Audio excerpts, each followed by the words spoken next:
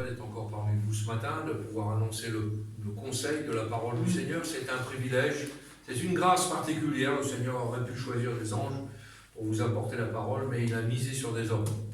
Extraordinaire, hein? On ne méritait rien, mais par grâce, nous avons ce privilège formidable de pouvoir annoncer la parole. Alors, beaucoup l'annoncent dans différentes postures, mais nous voulons annoncer la parole sans rien cacher, Amen. comme nous l'enseigne l'apôtre Paul Amen. et la Bible. C'est important, soyons toujours basés sur la Bible. La semaine dernière, nous avons vu que nous étions dans les temps de l'apostasie, apostasis, qui veut dire s'éloigner d'eux, se refroidir, repartir dans l'autre sens. C'est quelque chose d'extraordinaire. Nous sommes dans ces temps-là. La Bible nous confirme. Nous sommes donc dans la fin des temps pour nous. Donc ça veut dire aussi que c'est un signe que Jésus revient bientôt chercher son Église. Amen. Alléluia. Nous allons être dans ses bras d'amour pour l'éternité, dans la joie. Ça va être un jour glorieux pour nos vies, moins glorieux pour ceux qui n'ont pas voulu entendre, qui ont été rebelles à la parole du Seigneur. Et nous voyons que ces signes de la fin des temps, eh bien, s'accomplissent. Et puis nous voyons aujourd'hui, en particulier cette semaine, l'agitation dans le monde par rapport à des maladies, par rapport à plein de choses, par rapport à des positions politiques. Aujourd'hui, le monde est agité, ballotté comme les flots de la mer, dit l'apôtre Paul. Et nous ne voulons pas être nous balloter aux quatre vents, nous voulons être basés sur le roc, comme des chrétiens solides, des disciples de Christ. Amen. Et sur le roc, nous pouvons construire. Amen. Jésus, la pierre angulaire, et sur cette pierre, nous pouvons bâtir notre Église. Amen. Merci, Jésus. C'est merveilleux. Alléluia. Alors nous allons voir ce matin quelque chose que j'avais déjà vu un petit peu avec vous, mais on va se récapituler les choses parce qu'il est bon de se les rappeler dans notre cœur. Et puis nous allons voir bien, comment ce matin devenir fort dans le Seigneur. Amen.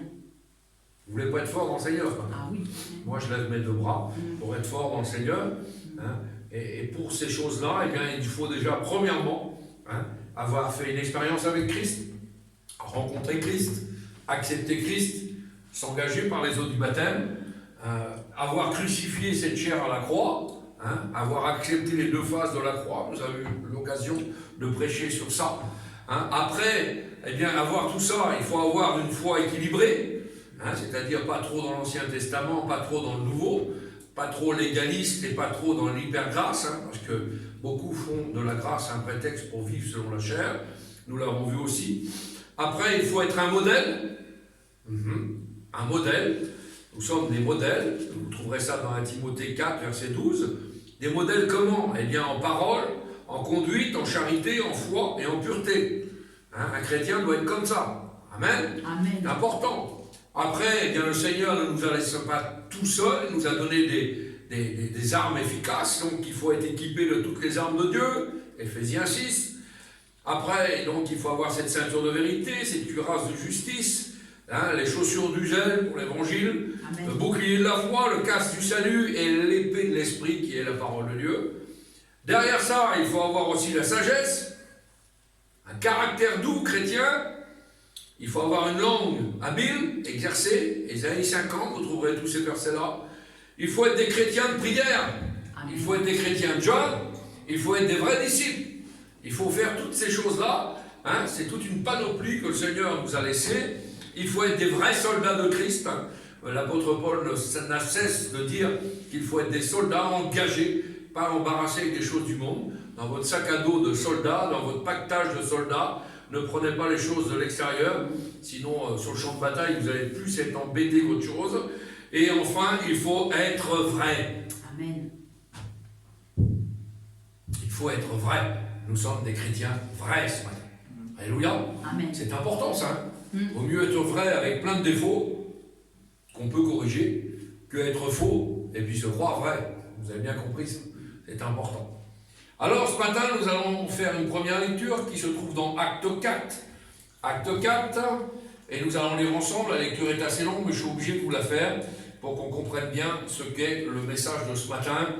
Devenir fort en Christ, fort dans le Seigneur, être des chrétiens forts. Alléluia. Alléluia. Nous ne voulons pas être des chrétiens faibles. Acte 4, à partir du verset 12. Il n'y a de salut en aucun autre, car il n'y a sous le ciel aucun autre nom qui ait été donné parmi les hommes, parmi lesquels nous devions être sauvés. Amen. Lorsqu'ils virent l'assurance de Pierre et de Jean, ils furent étonnés que sachant que c'étaient des hommes du peuple sans instruction. Ils les reconnurent pour avoir été avec Jésus. Quelqu'un qui est avec le Seigneur, qui marche avec Dieu, ça se reconnaît, même si on n'a pas d'instruction. La Bible nous en parle.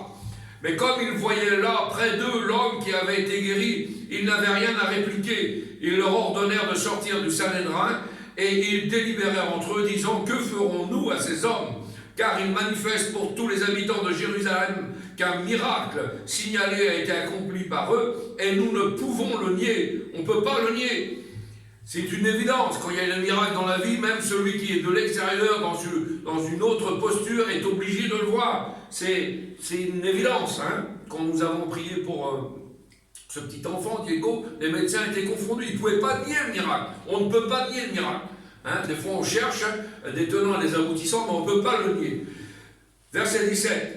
Mais afin que la chose ne se réponde pas davantage parmi le peuple, défendons-leur avec menace de parler désormais à qui que ce soit en ce nom-là. Et les ayant appelés, ils leur défendirent absolument de parler, d'enseigner au nom de Jésus.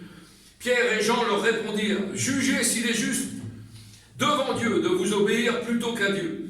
Car nous ne pouvons pas ne pas parler de ce que nous avons vu et entendu. Ils leur firent de nouvelles menaces, ils les relâchèrent, ne sachant comment les punir à cause du peuple, parce que tous glorifiaient Dieu de ce qui était arrivé. Car l'homme qui avait été l'objet de cette guérison miraculeuse était âgé de plus de 40 ans. Après avoir été relâchés, ils allèrent vers les leurs et racontèrent tout ce que les principaux sacrificateurs et les anciens leur avaient dit. Lorsqu'ils l'eurent entendu, ils élevèrent à Dieu la voix tous ensemble et dirent, « Seigneur, toi qui as fait le ciel, la terre, la mer et tout ce qui s'y trouve, c'est toi qui as dit par le Saint-Esprit, par la bouche de notre Père, ton serviteur David, pourquoi ce tumulte parmi les nations et ces vaines pensées parmi les peuples? Les rois de la terre se sont soulevés et les princes se sont ligués contre le Seigneur et contre son oint. En effet, contre ton saint serviteur Jésus que tu as oint, Hérode et Ponce Pilate se seront ligués dans cette ville avec les nations. Alors là, on parle des nations païennes. Et avec les peuples d'Israël, pour faire tout ce que ta main et ton conseil avaient arrêté d'avance. Et maintenant, Seigneur, vois leurs menaces et donne à tes serviteurs d'annoncer ta parole avec une pleine assurance. Amen. Amen. On n'annonce pas la parole du Seigneur en tremblotant. Encore un texte qui confirme que nous devons annoncer la parole du Seigneur avec une pleine assurance dans notre cœur, en étendant ta main pour qu'il se fasse des guérisons, des miracles, des prodiges, par le nom de ton saint serviteur Jésus. Amen. Amen. Et un deuxième texte qui se trouve dans l'évangile de 2 Timothée, 2 Timothée 1, verset 7. 2 Timothée 1, verset 7. Regardez bien. Car ce n'est pas un esprit de timidité que Dieu nous a donné, mais un esprit de force. Alléluia. De force. Alors, beaucoup sont contradicteurs par rapport à certaines fois mon langage. Mais regardez bien dans l'ordre où c'est marqué. Force, amour, sagesse. C'est pas marqué amour, force, sagesse. Amen. Amen. On doit être fort en Christ. Amen. Amen. C'est important ça.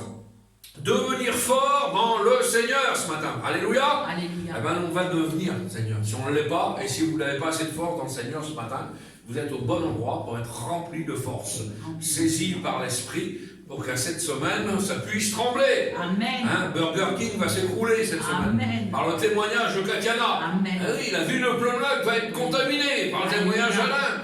La ville de Morpas, les tours là-bas vont trembler. Amen. Par le témoignage de Choisy. C'est ça, on est fort dans le Seigneur. Alléluia. Amen. On n'a pas peur de revendiquer son nom. Alors si on est des chrétiens chancelants, des chrétiens faibles ce matin, nous sommes au bon endroit parce que nous avons besoin du Saint-Esprit pour nous rendre forts. Alléluia. Amen. La puissance du Saint-Esprit. Nous le chantons souvent, c'est un cantique.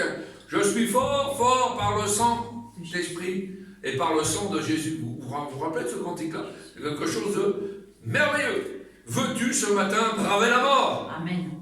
Veux-tu ce matin braver l'enfer? Veux-tu marcher pur? Eh bien, la force est dans le sang de Jésus ce matin.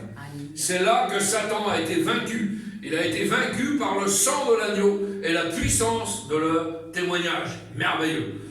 Notre Jésus est ressuscité. Nous l'avons prêché l'autre jour. Il est vivant. Alléluia. Il est ressuscité. Notre Jésus est vivant. Rappelez-vous, les disciples d'Emmaüs, on en avait parlé dans cette prédication de Jésus est vivant. Lorsque Jésus a marché à côté d'eux, ils étaient tout embêtés. Jésus était mort pour eux, mort. Donc ils étaient en tristesse. Ils avaient des têtes d'enterrement, on va dire ça comme ça. Ils marchaient sur ce chemin et d'un coup Jésus marche avec eux. Alors là, qu'est-ce qu'il est marqué? Lorsque Jésus a marché côte à côte avec eux et qu'ensuite ils ont pris le repas, évidemment, ils ont vu ses mains versées lorsqu'il a donné le pain et le vin et Jésus a ensuite disparu. Ses compagnons à ce moment-là n'ont-ils pas dit dans la parole, notre cœur ne brûlait-il pas lorsqu'il nous parlait sur le chemin? Un chrétien doit avoir le cœur brûlant. Amen. Parce que nous savons que Jésus est avec nous, chaque jour, chaque seconde, chaque instant, chaque minute. Il est avec nous et il marche avec nous chaque jour, chaque seconde, chaque minute de notre vie. Merveilleux, il est avec nous. Donc notre cœur à l'intérieur de nous doit brûler. Alors nous, en tant que chrétiens, notre cœur doit brûler dans notre poitrine. Quand la Bible est ouverte et que le Seigneur nous parle, si nous ne sommes pas dans une telle intensité ce matin, si nous allons pas être dans cette intensité-là, nous allons commencer à refroidir spirituellement. Et refroidir spirituellement, la chaleur va diminuer en nous. Eh bien, ça, c'est pas bon pour nous. Parce que nous l'avons vu la semaine dernière, le refroidissement, c'est ça. Puisses-tu, Seigneur, ce matin, bénir les bouillants? On est bouillant pour le Seigneur. Puisses-tu bénir les bouillants? Mais il dit dans sa parole qu'il va, malheureusement, vomir les tièdes de sa propre bouche.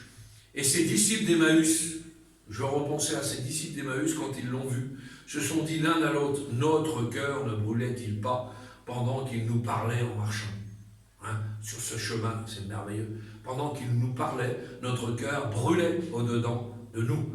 Je prie ce matin que la parole de Dieu soit cette brûlure dans votre âme et que vous puissiez brûler pour votre Seigneur Jésus-Christ. Alléluia. Ceux qui ont goûté la puissance de Dieu, ceux qui ont ajouté la puissance du Saint-Esprit, prient et savent la signification du mot brûler pour notre Seigneur. Amen. On sait ce que c'est littéralement. Vous vous rappelez quand vous êtes converti? Est-ce que vous vous rappelez du jour où le Seigneur est venu vous visiter, que vous avez été touché par Dieu? C'était une cocotte de sel. Ça explose dans notre cœur. Ça y est, on a rencontré quelque chose d'extraordinaire. On brûlait, on était bouillant. Alors pour certains, c'est des feux de paille. Le buisson ardent, ça brûle, et des fois, ça s'éteint. Non, il faut que ça soit une brûlure continuelle. Continuelle. Nous sommes alimentés par le ciel. Donc ce matin, notre cœur doit brûler sans arrêt. C'est merveilleux. C'est là, dans notre cœur, c'est présent. C'est comme une marmite prête à exploser. Dans votre intérieur, retenir la lumière qui veut sortir. Des fois, on a plein de lumière en nous. Il faut même la retenir, la canaliser. Vos yeux sont éblouissants de lumière. Vos oreilles sont remplies d'attente en écoutant la parole de Dieu. C'est merveilleux. Votre pain de vie descend littéralement du haut pour nourrir votre âme, la parole de Dieu. Vous êtes affamés de cette parole merveilleuse. La Bible dit, fais de l'Éternel des délices. Des délices. Il y en a qui sont à la queue, là. Je prends l'exemple de Burger King, et puis ils bavent sur ce qui est proposé sur les affiches. C'est appétissant, Quand on voit les menus, des fois, ou alors vous avez une belle boulangerie, pâtisserie, vous voyez des belles pâtisseries, vous êtes là, waouh. Eh bien, fais de l'Éternel des délices. Qu'on soit gourmand, que ça soit une friandise pour nous, et pas une friandise qui nous donne des caries. Attention, trop de sucre, c'est pas bon non plus. Et les choses du monde, des fois, sont très sucrées. Et la Bible en parle. Et ça excite nos caries. Faites bien attention à ça. Ne cherchons pas ce qui est bon en gourmandise, mais faites de la parole des gourmandises pour vos vies. Parce que c'est des gourmandises saines pour nous. Vous avez bien compris. Ah oui, c'est merveilleux. Alors on est affamé de cette parole merveilleuse. C'est pourquoi l'homme ne vivra pas uniquement, dit la parole de Dieu, du pain naturel, mais de toute parole qui sort de la bouche de l'Éternel. Nous ne jouons pas à l'église. Ah là là, ça y est, il redémarre. Nous sommes l'église de Dieu. Amen. Amen. On ne joue pas, on ne fait pas semblant. Nous sommes persécutés, nous sommes sauvés, nous sommes victorieux, nous sommes en train de marcher vers la ville céleste et nous voulons devenir forts dans le Seigneur. Amen. Amen. Lorsqu'ils virent l'assurance de Pierre et de Paul, on le voit dans les textes, les religieux de l'époque furent étonnés. D'où ça leur vient? Qu'est-ce qu'ils ont en eux? Pas normal. Vous n'avez pas croisé des chrétiens morts, vous, des fois? Quand vous parlez, ils sont éteints. Les chrétiens? Oui. Éteints, complètement. Là, les religieux de l'époque disent, mais qu'est-ce qu'ils disent? D'où ça leur vient? D'où ça leur vient? Ils les reconnurent, hein, les religieux de l'époque, pour avoir été avec Jésus. Un chrétien, ça se voit. Un chrétien, ça se voit. Ça se voit naturellement. Celui-là, il a reçu quelque chose. Celle-là, elle a reçu quelque chose. Celle-là, elle a Christ en elle. Ça se voit. Hein? Les religieux de l'époque le reconnaissent. Si vous êtes avec Jésus, si vous côtoyez Jésus, si dans la semaine vous parlez à Jésus, à ce moment-là, une force vous est communiquée. Amen. Amen. Important, ça. Hein? La puissance du Saint-Esprit sera sur votre cœur. Jésus a dit aux disciples, avant de remonter au ciel, vous recevrez de la puissance. Je dis rien. Vous recevrez de la force. Vous recevrez de la dynamis. Le mot grec de la puissance, c'est dynamis, avec un S, qui a donné le mot dynamite. Hein? Vous allumez, boum, ça explose. On est bien d'accord. C'est ça la puissance. La puissance, c'est ça. Un chrétien doit être puissant. Recevez de la dynamite. Quand le Saint-Esprit surviendra sur vous, vous serez dynamité. Amen. Amen. C'est merveilleux. Notre cœur ne brûlait-il pas pendant qu'il nous parlait en chemin? Ah, quel beau message, quelle belle phrase des deux compagnons d'Emmaüs. Ici, ils ont prié pour avoir été menacés. Dans le texte que nous avons lu, dans les Actes. Et après avoir passé au cours de justice religieuse, on les a rejetés, peut-être même humiliés. Ils se sont retournés vers les leurs et ils ont prié. Et ensemble, ils ont élevé la voix. Ensemble, pas individuellement, c'est important.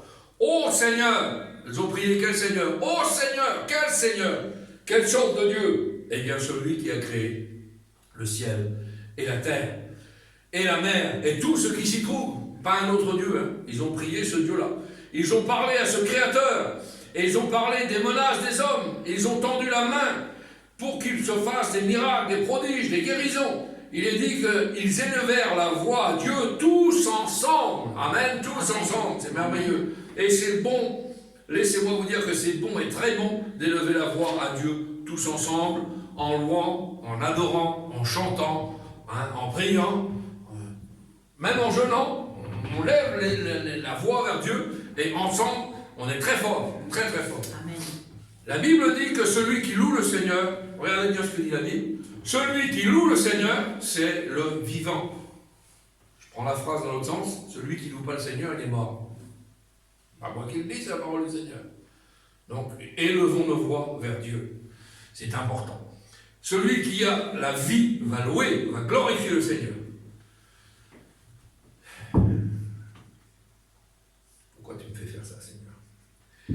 Et là, on s'aperçoit qu'il y a beaucoup trop d'églises où l'on ne prie pas de cette manière-là. Que vous voulez ou vous ne vouliez pas, c'est pas ça. Il y a beaucoup d'églises, quand on rentre à l'intérieur, on rentre comme dans un cimetière. Vous comprenez ça? C'est des cimetières. Ah oui. Tout est en ordre, il n'y a pas de problème, tout est réglé, c'est au millimètre. Vous comprenez? Tout est prémédité, tout est calculé. Tant de cantiques, tant de prières, tant de ci, tant de ça, on ne déborde pas, on ne casse pas,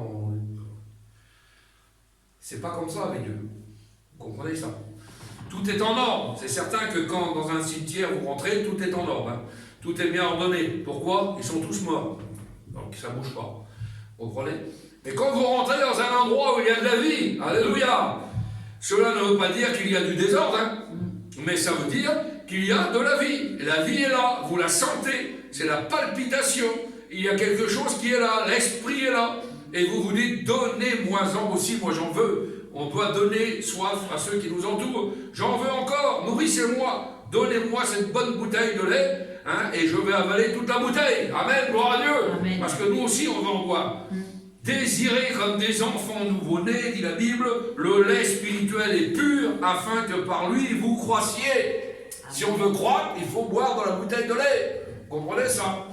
Hein? Il y en a, on ne veut pas. Vous ne croîtrez pas. Ouais, pas de croissance. Car vous avez goûté que le Seigneur est bon. Le Seigneur est bon ce matin. Et on l'a goûté, on l'a expérimenté. Nous ne voulons pas rester dans l'état où on est. Nous ne voulons pas rester dans l'état végétatif où nous sommes. Nous voulons grandir. Nous voulons être semblables à des jeunes lions. Amen. Amen. Bon, un jeune lion. Vous avez vu un jeune lion? Hein, il a tous les... Il n'y a pas de limite en plus. Il est jeune, il est un peu... Hein, il n'est pas limité, il n'est pas farouche, on va dire ça comme ça. Il ose des choses. C'est merveilleux. Un jeune lion, car ils sont pleins d'assurance. Un jeune lion est plein d'assurance. Ah oui. Ils se jettent sur ses proies et ils n'ont pas peur de rien. Le chrétien rempli du Saint-Esprit est semblable à ce jeune lion ce matin. Amen. Une église qui ne sait pas prier, une église qui ne sait pas louer le Seigneur, une église qui ne sait pas crier vers Dieu, est une église qui ne sera jamais secourue. Ah oui, on ne demande rien, on ne reçoit rien. Facile à comprendre. Hein. On pourrait même dire dans ces églises-là, écrire, j'en ai parlé hier à ma soeur qui est là, ils cabotent.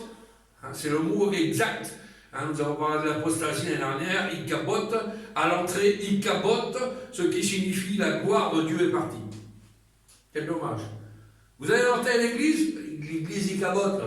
Sur la porte, c'est marqué cabote. La gloire de Dieu est partie, le Seigneur n'est pas là. C'est triste, hein? Et c'est comme ça. Et c'est ce qui est arrivé. Il y a des exemples hein, de ce que j'appuie la parole sur la Bible. Vous comprenez ça? Ce que je vous dis là, c'est marqué noir sur blanc. C'est ce qui est arrivé à Israël, avec une génération de jeunes sacrificateurs totalement muets. Il y a eu une époque en Israël où il y a eu une génération de serviteurs, de grands sacrificateurs qui ont remplacé d'autres grands souverains sacrificateurs. C'était des jeunes grands sacrificateurs qui étaient muets. Hein, ils ne prévenaient pas du danger, muets, totalement aveugles, tels que le sacrificateur Élie. Je ne parle pas du prophète Élie, hein, à ne pas confondre. Le sacrificateur Élie, hein, qui n'est pas le prophète Élie, pas confondre. Lorsque ça a été le cas, c'était une grande bataille. Israël a été totalement vaincu parce qu'il dormait. Vous imaginez? Et la Bible dit que la lampe de l'Éternel était éteinte. La lampe de l'Éternel était éteinte. Est-ce que ce matin, la lampe de l'Éternel est éteinte dans ton cœur? Question. C'est à vous de faire le bilan. Il faut que la lampe de l'Éternel soit allumée. Il ne faut pas que la lampe de l'Éternel soit éteinte. Nous sommes là pour allumer, pour alimenter la lampe du Seigneur, la lampe de l'Éternel ce matin. Et beaucoup d'églises sont marquées Ikabot, la gloire de l'Éternel est partie. Que la gloire de l'Éternel soit sur vos vies ce matin. Amen. Alléluia. Que la gloire de l'Éternel soit sur vos pensées ce matin. Il y a des bruits humains, des choses de la terre, de la musique de la terre. Ce sont des églises apostates. Important ça. Qui seront vomis littéralement de la bouche du Seigneur. C'est ce que nous avons vu la semaine dernière. Alléluia. Une église qui ne sait pas prier, une église qui ne sait pas crier ne sera jamais secouée par le Seigneur. On a besoin d'être secoué. Alléluia. C'est important. Il faut que l'on soit secoué par le Seigneur. Quand les gens ont appris le secret de la prière, quand ils ont appris le secret de la puissance, de la louange, alors Dieu, à ce moment-là, s'est manifesté. Dieu habite, Dieu réside, Dieu vient demeurer au milieu des louanges de son peuple. Amen. Amen. Une église victorieuse, c'est une église qui loue, c'est une église qui prie. Un peuple qui, au travers de ses persécutions, au travers de ses larmes, au travers de ses pertes, un peuple qui est capable de louer le Seigneur, alors même si vous avez tout perdu, vous n'avez rien perdu. Car vous avez encore le salut de Christ dans votre cœur. C'est merveilleux. Nous n'avons plus rien, on nous a tout pris, on nous a tout dézingué, l'ennemi est venu faire un carambolage extraordinaire dans nos vies, mais nous avons le cœur pour Dieu. Alléluia. Et si vous avez le cœur pour Dieu dans ces conditions-là, vous n'avez rien perdu. Chrétien, chrétienne, ne te décourage pas ce matin. Jamais, car Christ a dit, j'ai vaincu le monde. Alléluia. Amen. Prenez courage. Vous aurez des épreuves, vous aurez des ennemis, vous aurez des persécutions, mais prenez courage, gardez courage. J'ai vaincu le monde, a dit le Seigneur. Quelle beauté, quelle merveille.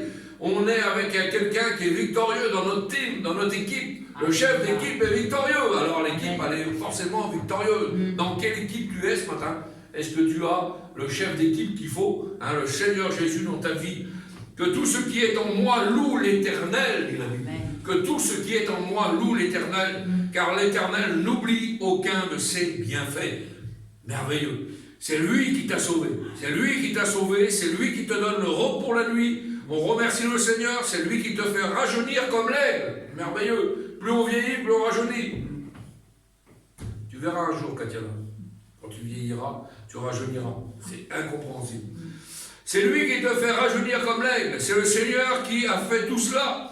Mon âme bénit l'Éternel ce matin. Que tous ceux qui respirent, nous dit la Bible, est-ce que vous respirez ce matin? Respire ce matin. Hein? Il y en a qui sont angoissés, qui ne respirent plus. Hein? Ben, nous, on respire. L'Éternel. Et que tous ceux qui respirent louent l'Éternel. Béni soit son nom ce matin. Oui, mais pasteur, certains disent, je loue le Seigneur au-dedans de moi. On m'a fait cette réflexion une fois.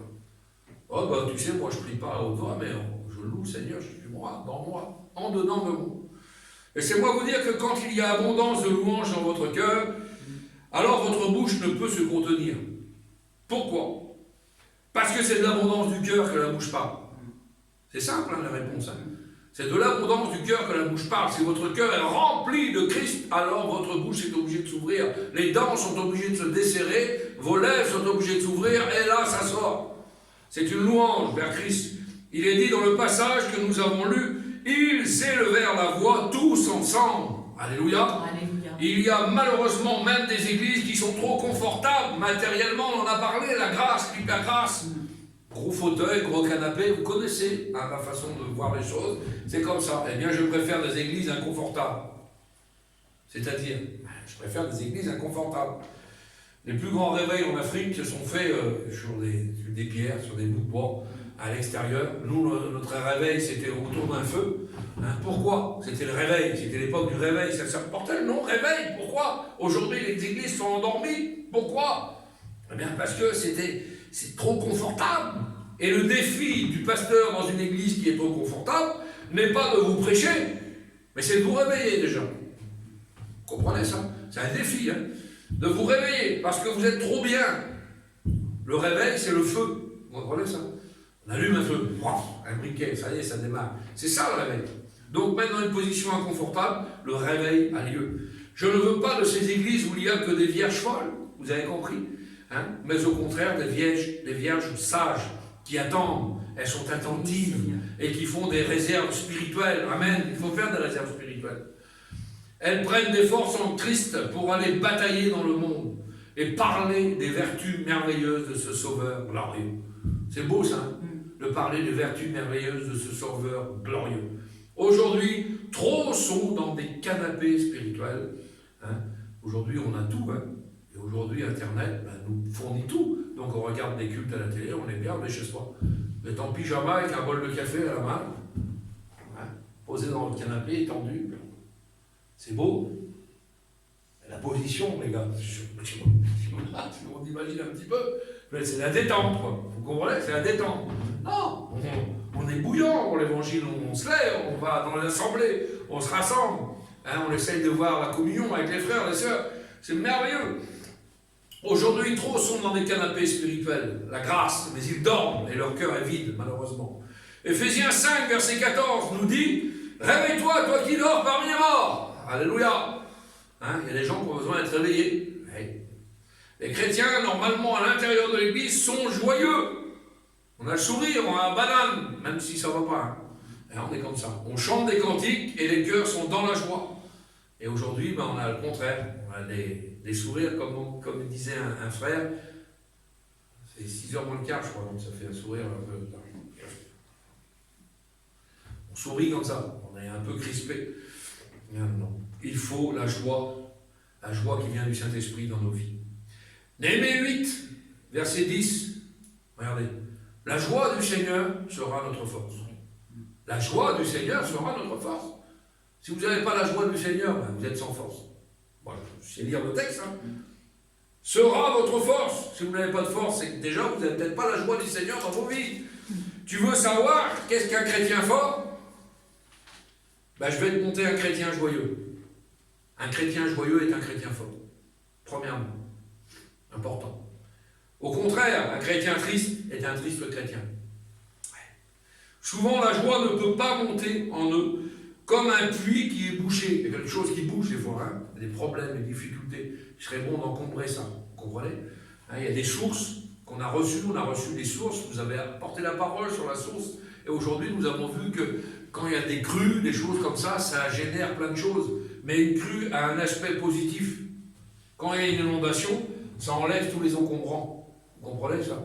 Eh bien que ce matin, nous soyons inondés du Saint-Esprit dans nos vies, que le torrent de Dieu passe dans nos cœurs et qu'il emmène tous les encombrants. Problèmes, soucis, difficultés, manque d'appréciation avec l'autre, le travail ça va pas, le business ça va pas, le ci ça va pas, l'autre il me fait la tête, l'autre il me boude, l'autre il me fait ça. Il faut que ça soit charrié de nos cœurs, ça. Il faut que ça soit parti de nos cœurs. Et ça, c'est la source de Dieu qui va tout emporter sur son passage. Souvent, la joie ne peut pas monter en eux comme un puits qui est bouché. Parce que souvent, le péché bouche ce puits. Ah oui. Ils essayent d'être joyeux, mais la joie n'est pas là. Une joie vraie, une joie authentique, une louange qui monte comme un parfum agréable, c'est merveilleux ça. Hein, vers le Seigneur, en reconnaissance, la joie du cœur. Je suis pardonné ce matin et je suis justifié. Donc je suis dans la joie. Vous êtes pardonné, vous êtes justifié. Nous sommes dans la joie ce matin. Dans ce passage, on voit que premièrement, il passe au tribunal. Vous l'avez vu, hein, dans Actes. Il passe devant le tribunal. Et ils disent quoi? On ne pourra jamais ne pas parler de Jésus. Imaginez que vous êtes mis dans un coin et on vous oblige. Ah non, vous ne parlerez pas de Jésus. Là. Vous êtes, ah, non. On ne pourra pas ne pas parler de Jésus. C'est pourquoi on l'a dans notre cœur, il nous a sauvés, il nous a pardonnés, il nous a justifiés. On est dans la joie. Ah non, ils ne disent pas on ne peut pas. Hein. Non, on le fait quand même. On le fait. Et c'est une évidence, puisque la parole a été accompagnée d'un miracle en plus. Et le miracle est sous leurs yeux. Donc même les gens incrédules sont obligés d'admettre qu'il s'est passé quelque chose. Vous comprenez ça, c'est important. Que le Seigneur soit béni et glorifié ce matin. Amen. Que nous soyons dans la joie ce matin. Hein, vous avez compris que ce matin, pour être un chrétien fort, il faut être un chrétien joyeux. Amen. Oui, Seigneur. Hein, il faut qu'on soit dans la joie ce matin. Jésus revient bientôt. Hein. Il dit dans sa parole, trouverai-je une aussi grande foi quand je reviendrai. Vous savez, celui qui a la foi ce matin dans son cœur, a la foi d'aller au ciel. Amen. Si nous avons la foi d'aller au ciel, nous sommes automatiquement dans la joie pour se débarrasser de cette vieille terre de misère qui nous colle aux pieds, comme de la boue. La Bible dit qu'il faut qu'on regarde la terre comme de la boue. Vous avez vu quand vous marchez dans la boue, c'est lourd. Hein, si vous n'êtes pas équipé, même avec une bonne paire de bottes, ça colle aux bottes. Hein, et bien nous ne voulons plus de ça, il faut que ça se décolle de nous, ça.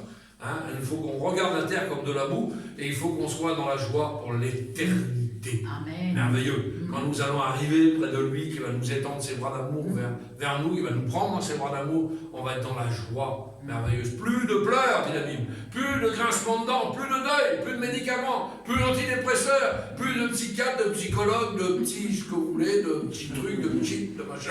Il n'y aura plus rien de tout ça, on sera dans la joie pour l'éternité. Ça sera un jour glorieux. Alléluia. Et nous serons dans la joie. C'est merveilleux ça, d'être dans la joie. Alors soyons déjà dans la joie, puisque nous savons où nous allons. Beaucoup de chrétiens aujourd'hui, malgré les problèmes, les difficultés, je ne dis pas qu'on ne peut pas avoir des moments de flottement, hein, c'est tout à fait logique, on en a parlé hier, la Bible dit qu'il est permis à un homme ou à une femme de mettre un genou à terre, en fonction des événements qui se passent, les gens qui passent par le deuil, par la difficulté, par la maladie, c'est compliqué, mais si nous sommes des vrais chrétiens vrais, et que nous sommes arrivés à un stade où nous pouvons dire comme l'apôtre Paul, la mort m'est un gain. Alors prends-moi Seigneur. De toute façon, dans le ciel, je serai heureux, je serai dans la joie pour l'éternité. Quelle beauté, quel raisonnement. Ah oui, et pour ça il faut être converti. Et quand on a un manque de joie dans nos vies, dans nos cœurs en étant chrétiens, Ça veut dire qu'on doute de beaucoup de choses. Vous avez vu autour de nous les gens qui font la gueule? Il y en a un paquet. Hein. Les gens ne sont pas dans la joie. Les gens sont dans la tristesse, l'angoisse permanente. Alors là, en plus, avec ce qui se passe, je ne vous dis pas. Hein. On ne serre pas la main, on ne dit pas bonjour. Là, tout le monde est suspecté. Là. Ah, il porte un virus, celui-là. Ah non, celui-là, je m'éloigne. Donc on va vivre. C'est des choses extraordinaires. Satan réussit un coup merveilleux hein, pour lui. Hein. C'est quelque chose d'extraordinaire. Là. Il met la panique dans les gens, donc les gens vont se tourner. Ah, certaines églises vont se remplir. Je vous le dis. Parce que quand il y avait eu Koweït en 2000, les voyageurs ils venaient par centaines ils venaient dans les églises. Ils s'engageaient pour la raison du baptême. Ça n'a rien à avoir compris. C'est la guerre, c'est la fin du monde. On va être baptisé. Comme si le baptême sauvait. Non, c'est pas ça. Non, non. Un chrétien, il est joyeux, malgré les problèmes, les difficultés, malgré le deuil. C'est dur, hein, mais on est joyeux parce que notre espérance n'est pas ici-bas. Notre espérance est dans le ciel. Amen. Amen. Vous avez bien compris ce matin que nous voulons devenir forts dans le Seigneur. Nous voulons être des chrétiens vrais, mais nous voulons être des chrétiens forts. Alors, pour être fort, eh bien, nous avons vu qu'il fallait avoir une bonne conversion. C'est important. Vous savez, le degré d'implication dans votre vie chrétienne, c'est proportionnel au degré de conversion que vous avez reçu. Je m'explique. Plus vous serez près du Seigneur, plus vous avez reçu, plus vous donnerez. Il y a beaucoup de chrétiens qui ne donnent pas parce qu'ils n'ont pas reçu. Vous comprenez ça hein? La conversion, c'est quelque chose d'extraordinaire. Après, il faut être équilibré dans l'écriture, dans la lecture, dans les choses de Dieu. Il faut avoir une foi équilibrée. On l'a dit. Après, il faut être un modèle. Un modèle. Hein? Parole, conduite, charité, foi, pureté. Avoir les armes de Dieu avec soi. Éphésiens, ouais, ceinture de vérité, cuirasse de justice, chaussures du zèle hein, pour aller évangéliser, pour plein de choses. Bouclier de la foi, casque du salut, épée de l'esprit. Il faut être sage. Un chrétien doit être sage. C'est important ça. Hein. On s'assoit, après on bâtit. On joue beaucoup de chrétiens qui sont angoissés parce qu'en fait on fait les choses sans réfléchir trop. Donc on avance vite, fonction de notre chair. On croit que ça vient de Dieu et ça ne vient pas de Dieu. Donc on veut faire nous et après on est déstabilisé. Hein. Donc c'est des choses, la langue, le langage, le caractère du chrétien. Hein. Doux mais ferme. Comment? Oui, ferme. Si c'est non, c'est non. Parce que c'est pas biblique. Donc j'en parle. Non. Il faut être des chrétiens de prière. Ça c'est important. Le seul moyen de communication avec le Père que nous avons dans le ciel, c'est la prière. La prière fait mouvoir le bras de Dieu. C'est marqué noir sur blanc. Si nous ne prions pas, le bras de Dieu ne bougera pas sur nos vies. La prière, c'est l'accès au bras de Dieu sur nos vies, à la main de Dieu sur nos vies. Vous avez été protégés parce que vous avez prié. Vous n'avez pas eu de problème aujourd'hui parce que vous avez prié. Vous avez reçu un travail parce que vous avez prié. Ah oui. On a prié pour le travail, on a des cas ici. On a prié pour les travails, ils ont été bénis. Gloire à Dieu. Le Seigneur a donné à subvenir aux besoins de chaque jour. C'est important ça. C'est une grâce de Dieu. Ouais. Tu veux prier pour des choses. Alors, il ne faut pas prier pour satisfaire sa chair, hein, mais il faut être équilibré. Vous avez compris. Alors, prier, jeûner, être des vrais disciples. La Bible l'enseigne ça. Être des soldats de Christ sans s'embarrasser des choses du monde. On l'a vu, hein, beaucoup trop de gens aujourd'hui s'embarrassent des choses du monde. On amène à l'église les choses de l'extérieur. Non! Laissez vos sacs à dos à l'entrée, laissez les choses qui vous encombrent à l'entrée, et venez avec un cœur saint, humilié devant Dieu, et le Seigneur fera. Et quand vous sortirez d'ici, vous oublierez même de reprendre les choses que vous aviez laissées. C'est quelque chose de formidable. Et enfin, être vrai. Quelqu'un qui est vrai, c'est formidable. Humble et vrai. C'est beau ça, hein? C'est beau ça. Quelqu'un qui est vrai, j'adore ça. C'est quelqu'un qui est vrai. Il n'y a pas d'ambiguïté dans son cœur, il n'y a pas de ronce. Hein? Et puis c'est quelqu'un qui est vrai. Il veut avancer, maladroitement peut-être. Un jour nous parlerons de l'apôtre Pierre, qui était le number one de celui qui a voulu tout tenter, mais qui était toujours en échec dans sa vie. Ah ouais. On l'a vu ça, hein? Vous connaissez tous ces passages de l'apôtre Pierre. Mais par contre, il dit, je le fais, j'y vais, je fonce. Ah, il fonçait pour tout. Mais il était vrai dans ces instants-là, mais l'instant d'après, il échouait. Hein? Mais on verra pourquoi. Les dégradations de l'apôtre Pierre, on vous en parlera un jour. Mais ce matin, eh bien, vous avez compris que pour être fort dans le Seigneur, devenir fort dans le Seigneur, c'est tout ce que nous devons faire. Nous voulons devenir non pas des chrétiens chancelants, des chrétiens hésitants, des chrétiens qui sont ballottés par les flots de la mer. Vous avez vu, on reçoit des messages. Hein? Ma soeur m'a partagé un message l'autre jour, encore hier. Et moi, j'en ai reçu encore ce matin, en double même. les chrétiens paniquent, ils sont en panique totale pour plein de choses. Paniquons pas. Ce qui doit arriver arrivera. Et nous prions Seigneur qui nous préserve de tout mal, de tout danger, de toutes ces choses-là. Et vous verrez si... La Bible dit, hein, mettez-moi de la sorte à l'épreuve, vous verrez si pour vous je n'ouvre pas les écluses du ciel. Nous sommes ses créatures, nous sommes ses enfants. Et comme un bon père, il veille sur ses enfants. Hein, vous comprenez bien que je ne vais pas prendre mon fils et je ne vais pas l'emmener dans un endroit contaminé, vas-y. Non, si je suis un bon père, je vais le préserver. Et le Seigneur dans le ciel nous préserve de toutes ces choses. Vous comprenez ça? Hein? Le but de l'ennemi, c'est de nous faire paniquer, de nous faire partir dans les idées aux quatre vents, hein, pour que nous soyons occupés, affairés. Vous vous rendez compte le temps que ça peut prendre, ça, dans les gens, à réfléchir à ci, à ça ou quoi? Non, prions Seigneur, soyons devant Dieu et soyons dans la joie ce matin. Oui, Amen. On prie le Seigneur. Oui, Seigneur, nous voulons te bénir, te rendre grâce, te dire merci, parce que ce matin, nous voulons être des chrétiens forts, des chrétiens